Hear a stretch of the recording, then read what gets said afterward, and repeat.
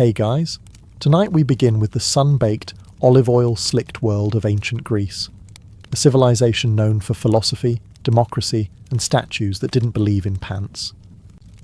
But beneath the legends of Plato, Sparta, and golden temples lies a much harder truth. Because while ancient Greece gave us the roots of Western civilization, it also gave its average citizen a daily struggle you'd barely survive today. So before you get comfortable, take a moment to like the video and subscribe, but only if you genuinely enjoy what I do here. And let me know in the comments where you're tuning in from and what time it is for you. It's always fascinating to see who's joining us from around the world. Now, dim the lights, maybe turn on a fan for that soft background hum, and let's ease into tonight's journey together. Welcome to ancient Greece, where your day begins not with an alarm clock, but with the sun turning your house into a slow-cooking oven. Your home is a modest one, made of sun-dried mud bricks or rough stone, with small windows and no glass. Just wooden shutters to keep out the goats and maybe some breeze if the gods are feeling generous. There's no insulation, no ceiling fan, and certainly no such thing as personal space, unless you count the corner where the family goat doesn't sleep. You rise early, not because you're disciplined, but because it's already too hot to stay horizontal. In the summer, the stone walls absorb heat like a sponge, and by sunrise, your little house is radiating it back into your bones. In winter, those same walls turn into a freezer, and you're basically wrapped in a sheet hoping not to become a statue of frostbite. You probably slept on a thin mat or a straw-stuffed mattress. No pillows, just a rolled-up cloak, or maybe your arm. If you're lucky, the lice left you alone last night. But probably not. There's no running water. So your morning routine involves either walking to the public fountain or, if you're rural, hauling water from a nearby well. You carry it in clay jars balanced on your shoulders, while silently praying you don't trip and shatter a week's worth of back pain on the ground. To get clean, you don't bathe in the morning. That's saved for the end of the day, if at all. You might splash your face, rub some olive oil on your skin, then scrape it off with a strigil, a curved metal blade. Think of it as a spa day, but without the spa, the day, or any real effect, and don't even think about privacy. Your family lives in the same room.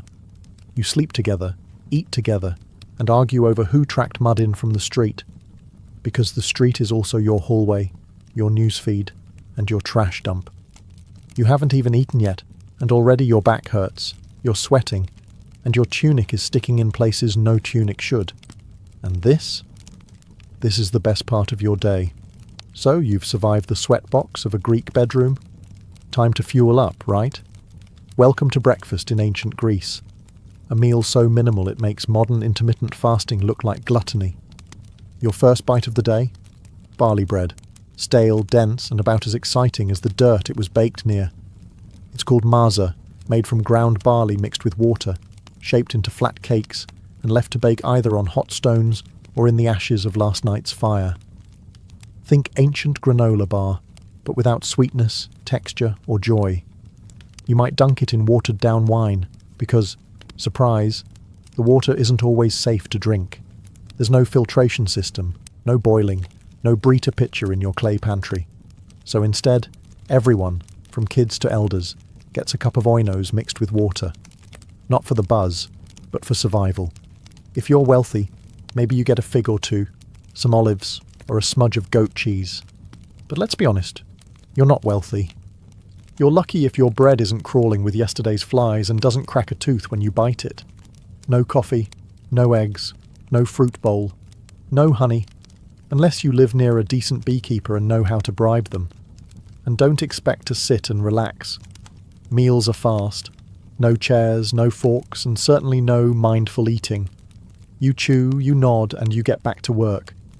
Oh, and if you're a woman, you don't even eat with the men. In many households, women and children eat separately, often after the males are done. So not only is the food bad, you also get to wait your turn to be disappointed. The irony: ancient Greeks are the same people who gave us symposiums, banquets, and poetic odes to wine. But breakfast? That's not worth a line of verse. It's utilitarian, dry, often literally burnt. and yet you chew through it like a champion, because it's the only thing standing between you and a full day of sun, labour, and arguing philosophers. Bon appétit. Just try not to crack a molar. Now that you've choked down your stale barley brick and a splash of wine water, it's time to freshen up, or more accurately, fail to. Because in ancient Greece, hygiene wasn't so much about cleanliness as it was about ritual and oil. And soap? That's a fantasy reserved for future centuries. Your morning bath usually involves pouring cold water over your body at the public fountain or courtyard basin, unless you're lucky enough to live near a bathhouse, which most people don't. There's no shampoo, no minty body wash, and no sponge unless you stole one from a sponge diver in the Aegean. Instead, you turn to olive oil. Yes, oil. You rub it into your skin, not to moisturize, but to collect the dirt and sweat. Then, you scrape it off using a strigil, a curved bronze blade that leaves you less greasy, but still a little questionable. Imagine slathering yourself in salad dressing and then shaving it off. That's your skincare routine. And if you think that sounds glamorous, just remember, everyone else is doing it too, often in communal settings, naked, loudly. Hygiene is social in ancient Greece. Privacy is not. Now let's talk teeth. There are no toothbrushes, no toothpaste. Maybe you rub your gums with crushed charcoal or rinse with vinegar if you're fancy. But mostly, you chew on a twig and hope for the best. Dental hygiene is more about divine mercy than routine care. Body odour? Ubiquitous. Deodorant doesn't exist, but perfumes do, for those who can afford them. So you might dab a little myrrh or rose oil on your neck, right before walking 5 miles in sandals through the Athenian heat. The result? A uniquely Greek blend of musk, dust, and desperation. Laundry? Rare. Clothes are washed by beating them against stones in the river. If you're poor, your tunic probably hasn't seen water since last festival season. In short, hygiene in ancient Greece isn't about looking or smelling good. It's about appearing moderately less revolting than yesterday. The oil and scrape method helps, but only so much when you're sweating in a tunic under a sun that's trying to kill you. So yes, ancient Greece gave us democracy, philosophy, and architecture. But a decent shower, still waiting. Now that you've oil scraped your way into a new day, it's time to get dressed. And spoiler alert, your ancient Greek wardrobe is minimal at best and comically impractical at worst. You've got 2 options, a chiton or a hymation, both basically oversized linen rectangles that you wrap and pin with a brooch or tie with a belt. It's not tailored, it's not fitted, and it absolutely wasn't designed with windy days in mind. One wrong breeze, and suddenly your whole philosophical outlook is on display. Forget underwear, it's not a thing. And bras don't exist. So unless you're a Spartan woman trained to sprint and wrestle, you're just hoping your pins hold and no one notices your wardrobe shifting like a loose curtain. Now, let's talk footwear. If you're lucky, you own a pair of leather sandals. If not, you're barefoot. And that means a full day of walking on sun-baked stone, goat-trodden dirt, and whatever the local market has squished into the roads.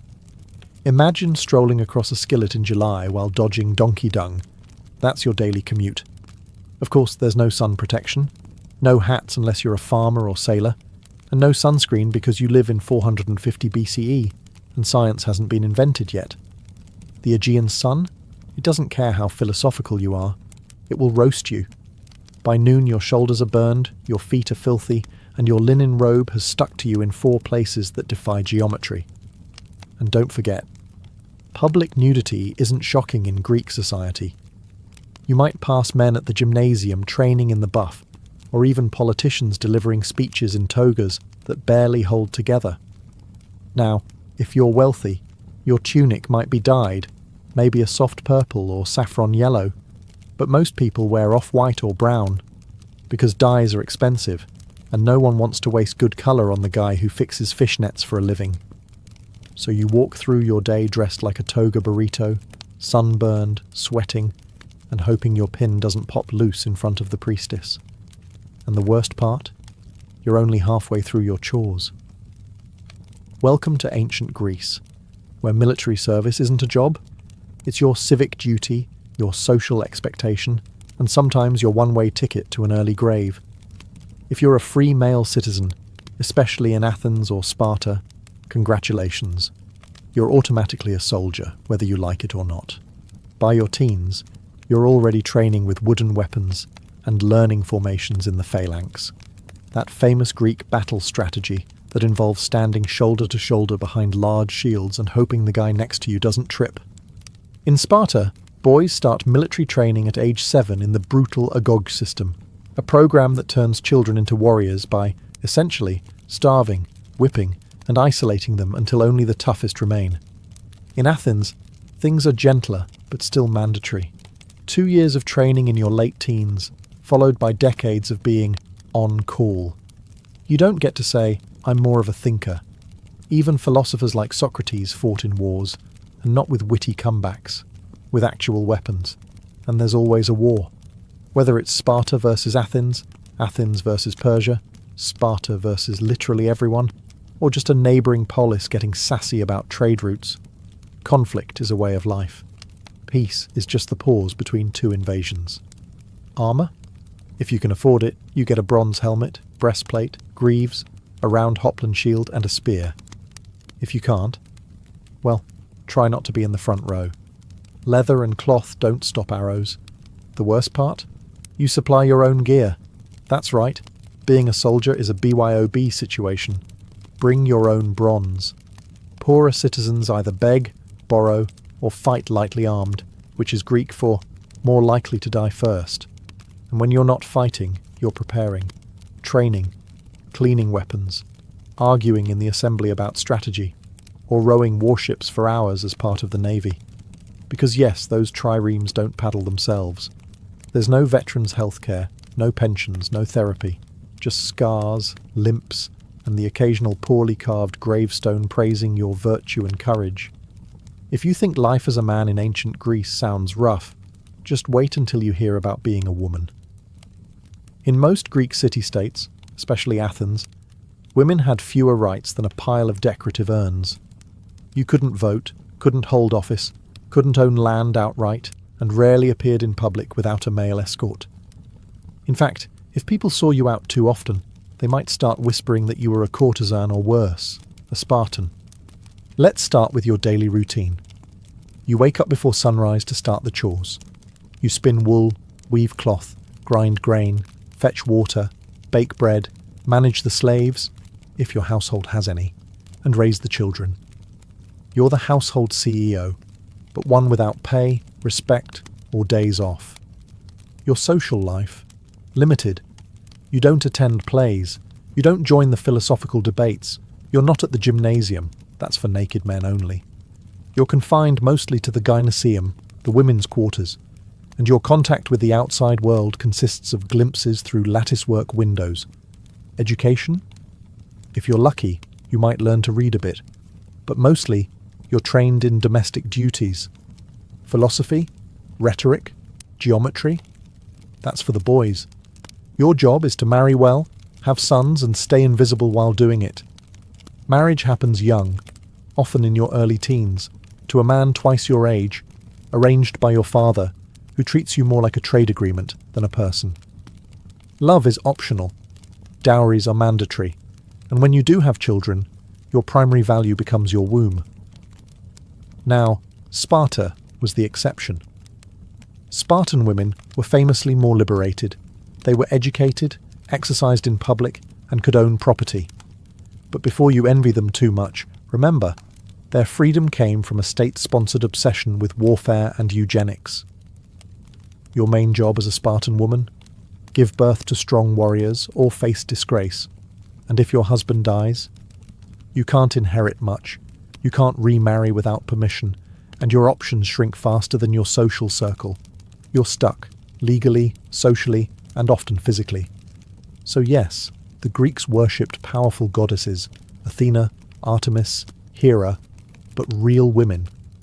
They were expected to stay quiet, stay home, and stay out of sight. Ancient Athens is hailed as the birthplace of democracy, and yes, technically that's true. But before you get too excited, let's be clear, you probably wouldn't qualify to participate. In fact, the majority of people living in Athens were completely excluded from the democratic process. To vote in the Athenian Ecclesia, assembly, you had to be male-born to Athenian parents, a citizen, over 18. That means women, foreigners, called metics, slaves and children, who made up nearly 90% of the population, had no political voice whatsoever. That's not democracy for the people. That's democracy for a very specific club of sunburned men in sandals. If you met the criteria, though, you didn't just vote, you were expected to participate constantly. Laws were proposed, debated, and passed in huge assemblies of thousands of citizens. There were no career politicians. Every eligible man was part legislator, part jury member, and part overconfident amateur. You could even be randomly chosen to serve in powerful positions, like running the treasury or serving on a jury, through a lottery system. Which sounds thrilling until you remember there were no qualifications. Your fishmonger might oversee military logistics one day. Your uncle, who still believes in sea monsters, might judge a murder trial tomorrow. And if someone got too powerful, too popular, or just annoyed people the wrong way, ostracism. Once a year, citizens could write a name on a broken piece of pottery, an ostracon, and vote to exile that person for 10 years. No trial, no defense. Just go away, you're getting too famous. And yet, despite its flaws, Athenian democracy was revolutionary. It gave ordinary men a voice, well, some ordinary men, and laid the groundwork for future political systems. But make no mistake, it wasn't fair, and it wasn't inclusive. If you were a woman, silenced. A foreign-born resident who paid taxes, silenced. A slave building the Parthenon, definitely silenced. A philosopher who asked too many questions, possibly executed. Democracy was born in ancient Greece. But if you'd shown up expecting equal rights and inclusive politics, you'd have been escorted out of the assembly and told to bring your own ostracon. In ancient Greece, slavery wasn't just accepted, it was expected. Even modest households had at least one slave. Not because the family was wealthy, but because slavery was so deeply woven into society that it felt as normal as sandals and sunburn. The idea that someone might not own another human being, practically unthinkable. Slaves weren't a specific race or ethnicity. They came from conquered lands, Thracians, Scythians, Syrians, and even fellow Greeks from the wrong city-state at the wrong time. Some were born into slavery, others were prisoners of war, a few were kidnapped and sold. It was a thriving, brutal market, and business was always good. If you lived in Athens, your slave likely did everything. Cooked your meals, fetched your water, cleaned your home, cared for your children, carried your shopping, and stood silently during dinner. Some even handled business affairs or managed the household while the citizen owner lounged at the symposium, sipping diluted wine and debating abstract concepts like justice. Irony level, maximum. In the silver mines of Laurion, slaves, including children, laboured in horrifying conditions, crawling through narrow shafts in total darkness, inhaling toxic dust, and dying slowly for the sake of coins and civic pride. Some slaves were educated. They taught grammar and math, served as scribes, or even managed bank accounts. But make no mistake, they were still property. They could be beaten, branded, sold, or killed on a whim, and had no legal rights. The few who earned freedom, called freedmen, were never truly free. They still owed loyalty to their former masters and were barred from citizenship. No voting, no land ownership, just the hope of a slightly better tomorrow. And unlike later slave systems, there was no widespread abolitionist movement. Philosophers like Aristotle, yes, that Aristotle, justified slavery as natural and necessary. According to him, some people were slaves by nature. Enlightening, isn't it? Ancient Greece gave us ethics, democracy, and philosophy. But all of it was built on the backs of people who were never allowed to speak. never allowed to vote, and never allowed to matter. And that's not a footnote. It's the foundation. Feeling unwell in ancient Greece? That's unfortunate. Because unless you live next door to Hippocrates himself, your healthcare plan includes some vague herbs, divine intervention, and a lot of wishful thinking. Let's start with the basics. There are no hospitals as we know them. If you're sick or injured, you stay home. Maybe a neighbour knows a thing or two about poultices. Maybe a relative remembers a prayer to Asclepius, the god of healing. Maybe your local temple has a snake you can pet for spiritual comfort. That's about it. The most famous Greek doctors were really a mix of herbalist, philosopher, and gambler. They believed in the four humours: blood, phlegm, yellow bile, and black bile. According to them, illness was caused by an imbalance in these fluids. So, if you had a fever, too much blood, time to drain it. Coughing, too much phlegm, try fasting. Melancholy, that's black bile. Maybe take a walk or stare at the sea dramatically. Most treatments were based on trial, error, and garlic. You might be given crushed poppy seeds, good luck with that, boiled figs, or a compress made of vinegar and something someone scraped off a goat. Did it work? Sometimes. Did it hurt? Almost always. Surgery, rare, terrifying, and generally a last resort. Without anesthesia or antiseptics, even a simple cut could go septic and kill you. Tools included iron knives, bone saws, and prayers. Lots of prayers. And if you needed something amputated, hope you brought a leather strap to bite down on. Midwives handled childbirth, which was dangerous even on the best days. Mortality rates for women and infants were tragically high. One bad birth, one stuck shoulder, one breech baby, and that was it. If you were wealthy, you might summon a travelling physician, someone with an actual scroll and some fancy oils.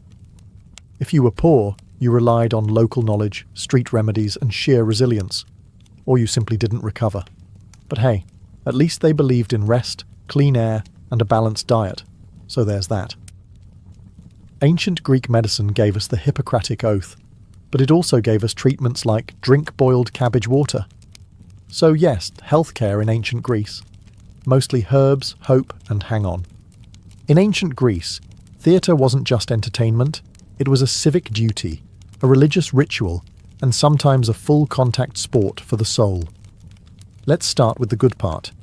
Theatre was free for citizens, assuming you weren't a woman, slave, or foreigner, in which case, good luck seeing anything. You'd file into an enormous open-air theatre carved into a hillside, like the great Theatre of Dionysus in Athens, shoulder to shoulder with thousands of other sweaty citizens. And you'd be there all day. Seriously, all day.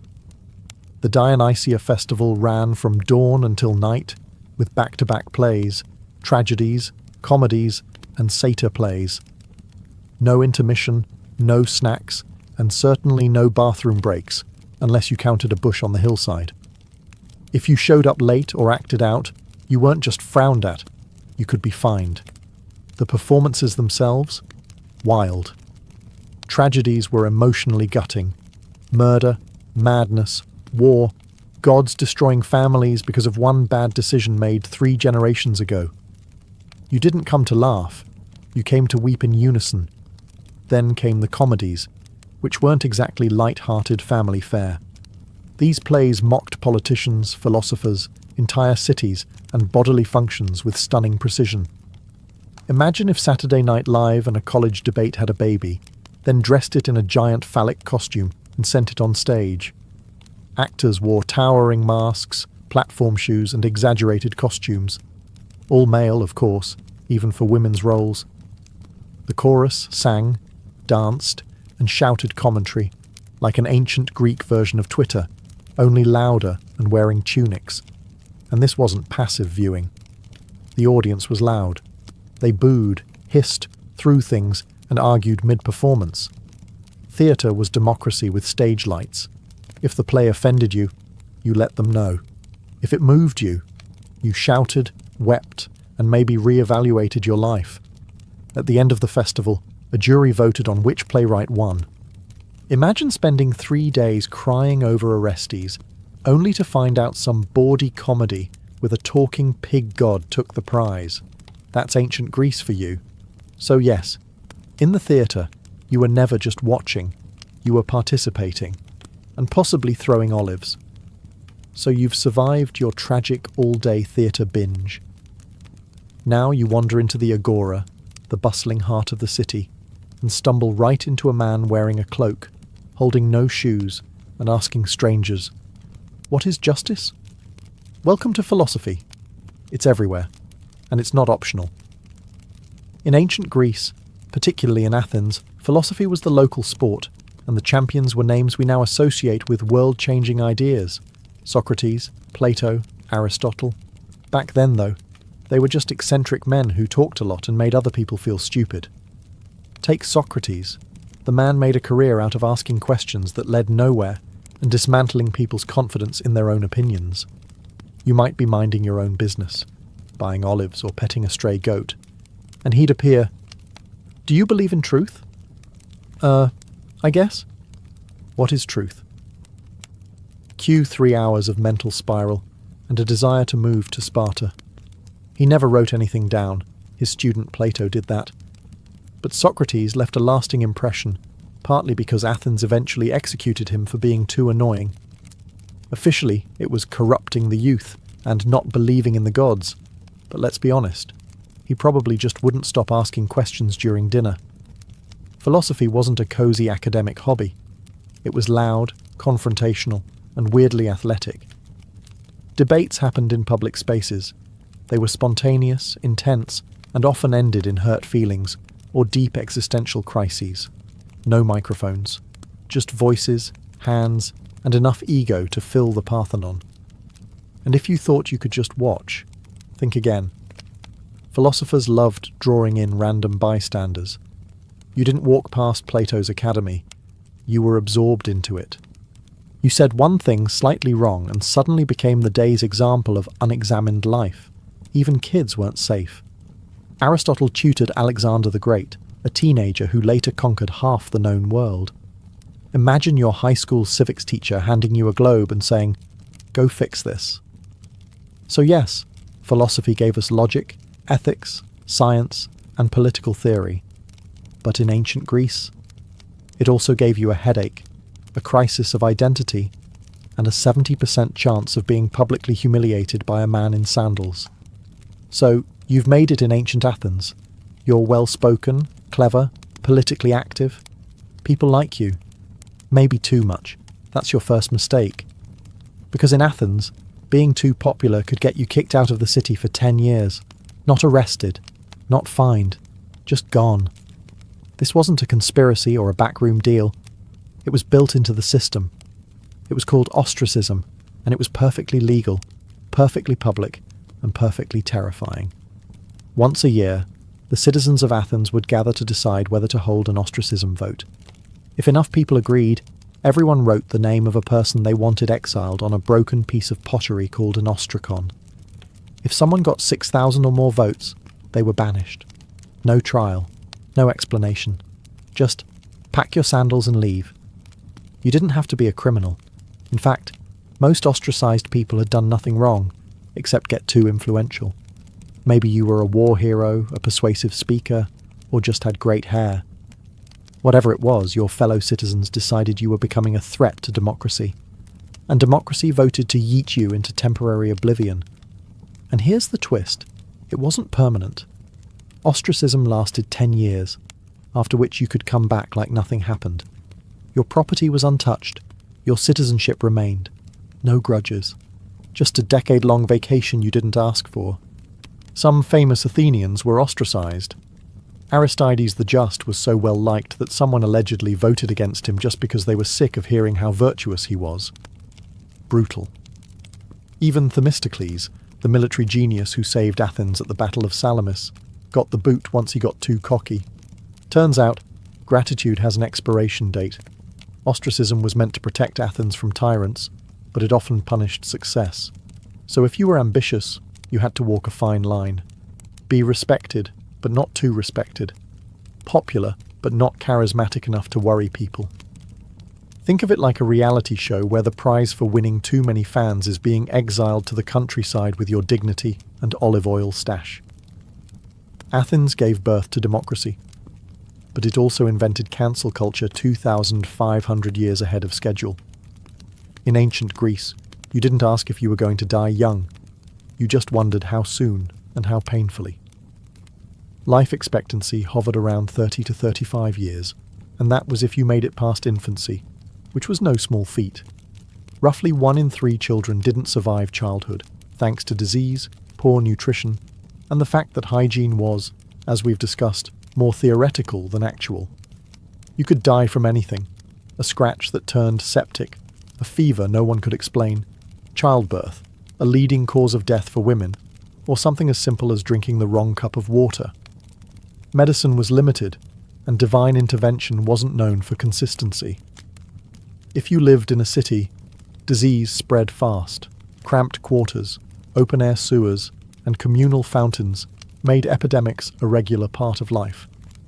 The infamous plague of Athens during the Peloponnesian War wiped out 1/3 of the city. Thucydides wrote about it. Then he got it. Then, somehow, survived. Most weren't so lucky. War? Constant. If you were a man, odds were you'd die holding a spear or rowing a trireme. Even if you weren't killed in battle, injuries often turned fatal days later. No antibiotics. No stitches. Just hope and garlic compresses. And there was always the possibility of death by divine tantrum. Displease a god, forget a sacrifice, mock a temple statue, or speak ill of Zeus after 3 cups of wine, and you could find yourself on the wrong end of a lightning bolt, plague, or spontaneous goat stampede. Burial rites were important. If your family couldn't afford a proper funeral, with coins for the ferryman and rituals to secure your spot in the afterlife, you might be dumped outside the city walls, unmarked and forgotten. Not only was that tragic, it was spiritually dangerous. The Greeks believed unburied souls wandered eternally, caught between worlds.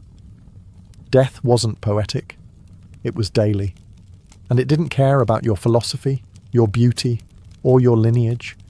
You could be a slave, a general, or a poet, and still die from a mouldy fig or an angry mosquito. The Greeks had 12 Olympians, and not a single one of them liked you. In theory, ancient Greek religion was all about harmony with the divine, worshipping Zeus, Hera, Athena, Apollo, Artemis, Poseidon, and the rest of the Golden Crew up on Mount Olympus. In practice, it was constant spiritual damage control. These gods weren't peaceful, all-loving deities. They were divine drama queens with superpowers. Forget a sacrifice, they'd ruin your crops. Say the wrong prayer, your ship sinks. Step into the wrong grove, snakebite, plague, famine, take your pick. The gods didn't just demand your loyalty. They demanded perfect timing, flawless rituals, and unblinking obedience. You didn't have weekly temple visits. You had daily rituals, home altars, seasonal festivals, and civic ceremonies. Before planting crops, pray to Demeter, going to war, offer to Ares, travelling by sea. You'd better pour out some wine to Poseidon, and maybe throw in a goat just to be safe. Each god had favourites and grudges.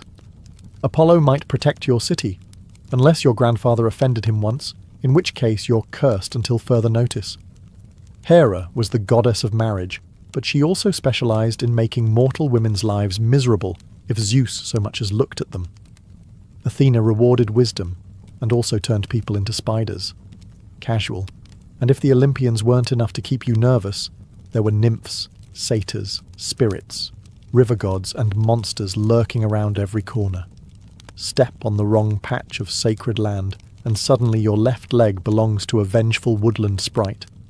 But worst of all, you never knew why something bad happened. Was it the wrong offering? The wrong timing? Did you insult a god in a dream? Maybe it was your cousin. Maybe it was something your great-grandfather did. Doesn't matter. The gods work in mysterious and deeply personal ways. And yet, For all the terror, Greek religion was woven into every part of life, from politics to childbirth to the Olympic Games. You feared the gods, yes, but you also depended on them. Their temples were city landmarks, their festivals were national holidays, and their myths explained everything from lightning to love. You didn't believe in gods out of faith. You believed out of survival instinct. So, after everything, the sun-baked homes, the barley-bread breakfasts, the sandal-blistered treks, the wars, plagues, gods, and goat-related traumas. Let's ask the question plainly. Would you last a single day in ancient Greece? Honestly? No. You'd fold before lunch. The heat, the diet, the constant threat of war or divine punishment would wipe that Instagrammable toga fantasy right off your face. You're not used to hauling water before breakfast or squatting over a hole in the ground next to a temple goat. You'd miss your running water, your aspirin, and your right to complain without being exiled by pottery shard. You might love the idea of living among marble statues, brilliant philosophers, and epic poets. But guess what? Those were the 1% of ancient Greece.